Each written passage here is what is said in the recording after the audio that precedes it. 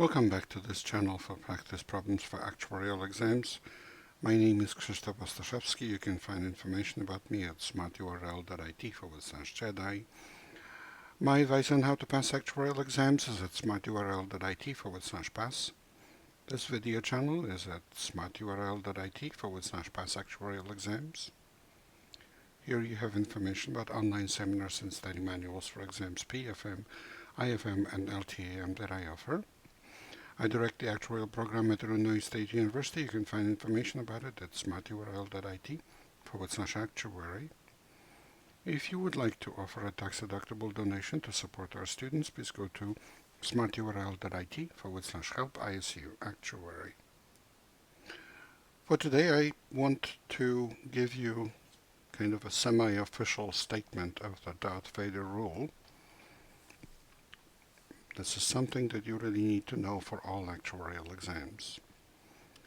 There are many situations where calculating expected value this way is the way to do it. You have limited amount of time. This is one of the most important shortcuts in actuarial exams.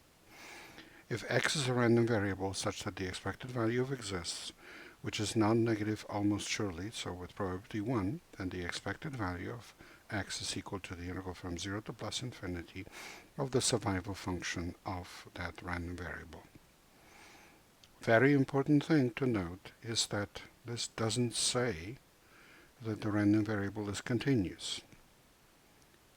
It's true for any random variable, continuous, discrete, or mixed.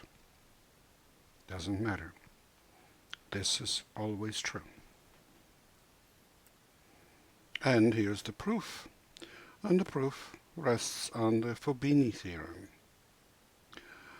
For a continuous random variable, the expected value is equal to the integral from 0 to plus infinity of x times the density of x dx.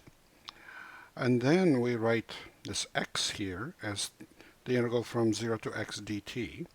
So this is the integral from 0 to plus infinity of the integral from 0 to x dt times f sub x of x, and then the integral with respect to x. Note that in the setup that we have here, t has to be between 0 and x, which means that x has to be greater than t. And now we switch the order of integration. And what do we get? Well, now we integrate with respect to x first, and x, as you see, runs from t to plus infinity, so it's the integral from t to plus infinity of x sub x of x dx, and then after this we integrate from 0 to plus infinity with respect to t. But what is the integral from t to plus infinity of the density? Well, it's the survival function. So this is the integral from 0 to plus infinity of f sub x of t dt, and that's the integral of the survival function. And that's the end of the proof for a continuous case. Here is the proof for the discrete case. Well, what is the expected value of a discrete random variable? It's the sum from I equal 1 to plus infinity, and possibly infinite number of values, of the values times their probability functions. Now we write each of those values, which are non-negative. So each xi we can write as the integral from 0 to xi dt, and take the sum over all of them, and multiplied by f sub x of xi. But now we just rearrange the terms, how we add them, and we first add all the xi that are greater than t, and t is the variable that is integrated from where we do the integral from 0 to xi. So we only look at all the xi that are greater than t and add them up.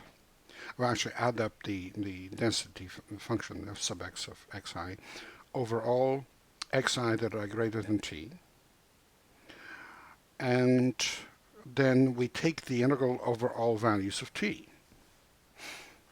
Well, for all values of t, we will have all of those summands there, and therefore we can just switch the order of summation and integration and take the integral of the sum instead of sum of the integral.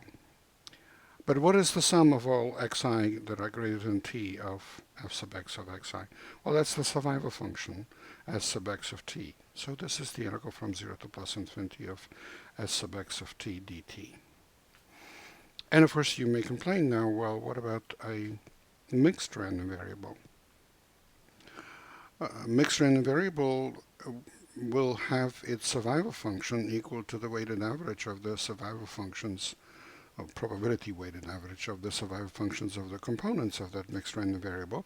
And of course the expected value is also the same type of weighted average, so we just take each of the components' expected value as the integral over survival function, and it ends up being exactly what we need it to be.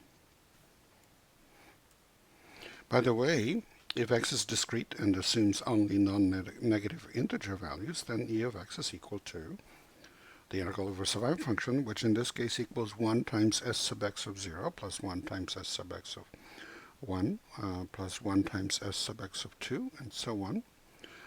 And that's the sum from n equal to 0 to plus infinity of the probability that x is more than n, which is the sum from n equal to 0 to plus infinity of the probability that x is greater than or equal to n plus 1, which is the sum from n equal 1 to plus infinity of the probability that x is greater than or equal to n. And that's the simplest way to calculate this type of discrete random variable expected value. You may probably know that look in Polish is Łukasz, so now Łukasz will use the force. You are given that the joint distribution of x and y is uniform on the unit circle, so a circle centered at the origin and of radius 1. Find the expected value of the distance of the random point xy from the point 0, 0, the origin. This is the traditional way of calculating this.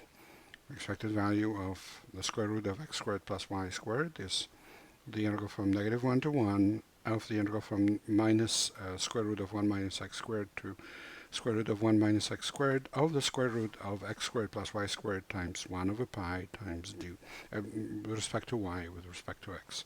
And you would use the polar coordinates to change the variables, and you can do that actually. It's possible, but use the force. And indeed, the force is strong with this one. Let us write t for the distance of the point xy to the point 0, 0. The probability that t is more than t. And what is that?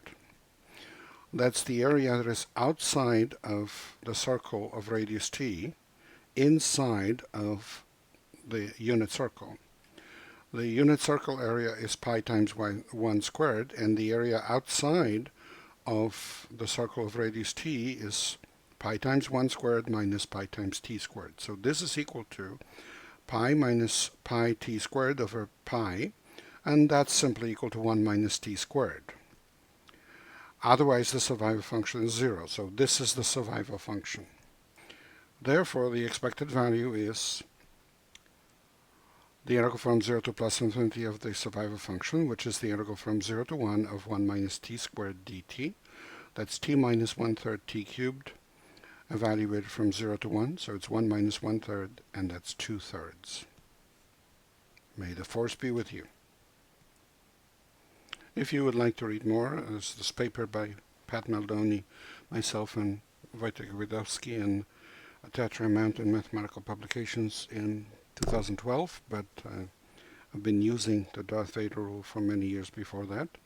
You can see the limited case proof of it in a case of continuous random variables. Of course, it's in the second volume of Feller's classic book on probability. And it can be proved by integration by parts, but then you need integration by parts for the Lebesgue-Stieltjes integral for the non-continuous random variables. But luckily, Edwin Hewitt proved it in 1965. So that's very nice. Professor Hewitt was a professor at the University of Washington in Seattle, and I was his graduate assistant for a while. Also, you can read the most general proof of the Fubini theorem for the hand-strike integral in my doctoral dissertation, which was published as a memoir of the American Mathematical Society in 1986. Please remember, this is copyrighted material. Copyright is with me, and all rights are reserved. Reproduction in whole or in part without express written permission from the author is strictly prohibited. Well, good luck in your studies and good luck on the test, and may the force be with you.